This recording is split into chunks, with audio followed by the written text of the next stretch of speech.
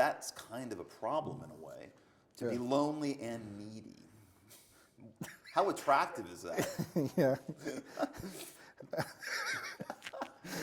Boy, I'm really selling myself. All Yeah, right. yeah. Oh. But like a lot of people your age will have like a family, children, and like a family life. Yeah. No, just didn't work out. Not in the cards for me. Didn't really want that. Okay. Was not interested in the family. Was not interested in having kids. I was for like 2 or 3 years. It's strange. There did seem to be this kind of male biological clock going on within me in my early 30s that I didn't think existed before. And I did. There was a brief flirtation with the idea of doing that. And actually, in retrospect, I'm glad I didn't, because I don't know if that would have really worked for me. That the idea of being the family man, of being the father, would have been something that would have worked for me. Okay. And if people ask you if you're gay or straight, what do you always tell them? I tell them that I'm back in the closet now. Oh, that yeah. I tried the whole, when people were asking me this, I would say, oh yeah, I'm bisexual, or no, I'm gay, I'm totally gay. And Yeah. then I say I'm completely back in the closet. I am not gay. I don't identify with gay, and that's my answer now. Okay. It might change again, or It might definitely change again. It might change by this afternoon. I don't know. I might totally change my mind, but right now I'm back in the closet. okay. Do you consider yourself to be an intellectual? No. My self-esteem is, in terms of my being an intellectual, is very low. Okay. I never felt like I fit into the intellectual community or anything like that. Why is that? I don't know. I just self-esteem issues. I never felt that I was that smart. Okay, but we just concluded with the winter vacation and that you were smarter than you know than you thought. Survival instincts. Okay. Survival instincts. Being the child of an alcoholic really boosts your survival instincts. You know how to navigate in a way that maybe other people don't. That doesn't necessarily mean you're smarter. It just means that you have these instincts for survival that are maybe stronger than other people who did not have to deal with that situation. But I always felt like an outsider in New York. I always felt that I didn't belong in the literary world, and I never went to book festivals. I never was on literary panels. I never wrote long critical pieces for the New York Review of Books or things that a lot of my friends were doing, and I just never felt it. I like to go to movies instead, or go to clubs or whatever. I never felt like I was an intellectual, and I still don't.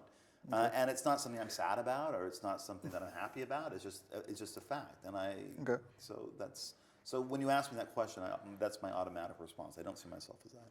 Okay. I've read that you always thought being famous was lame.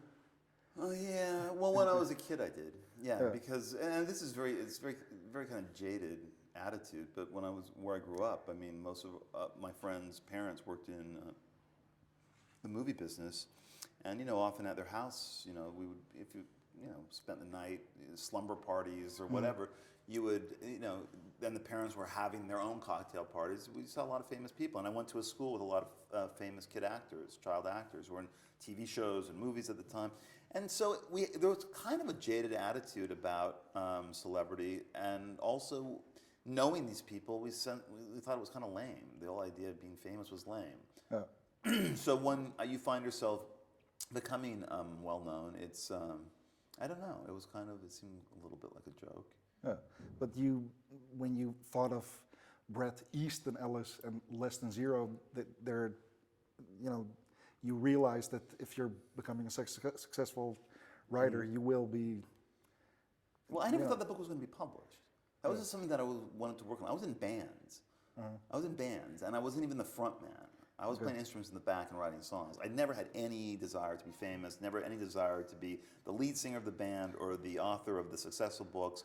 I just liked writing books, and there was never this desire to be famous, which I think now, if I was a young man, I would have that desire because of, the culture's so different, and, the idea of fame as a kind of currency in the culture is much, much bigger now in terms of people wanting to be famous, and your access to becoming famous is so much easier now than it was when I was 18 or 19. So I really never thought of that. But the whole idea of looking at, like, say, the Less Than Zero project and knowing I wanted it to be called Less Than Zero, and that I thought, yes, Bret Easton Ellis over Bret Ellis was just an aesthetic. I don't know if that was really had anything to do with the ambition to becoming famous. When I look back, did it help? Yeah, it probably helped in a bit, but it wasn't part of a plan to get there. If that makes sense. Somewhat. He's confused. He's a little confused. Well, if you think of the aesthetics, you have some ambition of, having it. Yeah, of having it be the way you want it to be. Not necessarily having it be the way 100,000 readers need it, but the way that you want it to be, what you're working on. I don't necessarily think, I have never written a novel for a reader in my life. I have never written a novel for an audience. I've written every single novel for myself. Every novel is a very personal thing, and I do it for me, and I do not do it, sorry guys, I don't do it for a reader. And that's always been my aesthetic. I don't know any other way how to work. So that holds true to the 3 books that I wrote before Less Than Zero, the 3 novels that I wrote on my own that I don't want anyone ever to read, as well as for Less Than Zero, as well as for The Rules of Attraction, American Psycho, and Down on the Road. Every book was written for myself and not for an audience or not for a reader. Okay. I'm the reader. I am the reader. Okay. Do you have, or back to the writing itself, is there like a style that you would call, like, this is how I write, or this is my, the way I do it? I don't know. Other people have called it that. Other people have, like, labeled me something, but I can't label myself that. I really don't know. I just write the way that I want to write. And I know I've been called at times minimalism. I've been called a transgressive writer, but I'm not as conscious of that as I think the people who read my work and write about my work are. I'm just not thinking that way. Okay.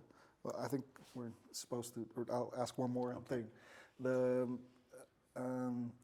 When you read the books, you can read it in a way that sort of celebrates all the glamorous things that take place in the book. Yes. Or you can read it as a way of, like, a moralistic kind of way to show how bad all these hedonistic lifestyles are. How would you read it? Both. I think that people read it as both, and it's interesting that there is something very seductive about, say, Less Than Zero, and also something very judgmental in a way, very moralistic about the pleasure quotient in Less Than Zero. And that's true, I think, for most of the books. I don't know where that comes from. I'm not a particularly religious person. I'm not a particularly moralistic person. But there does seem to be something in the books where there is this seduction and then repulsion factor that keeps going over and over and over again. And I don't know why. That someone far smarter and more intellectual than myself needs to write a paper on why I do that. I don't know. I can't answer that question. I'm not sure why that's something that I'm drawn to over and over again. But it's there.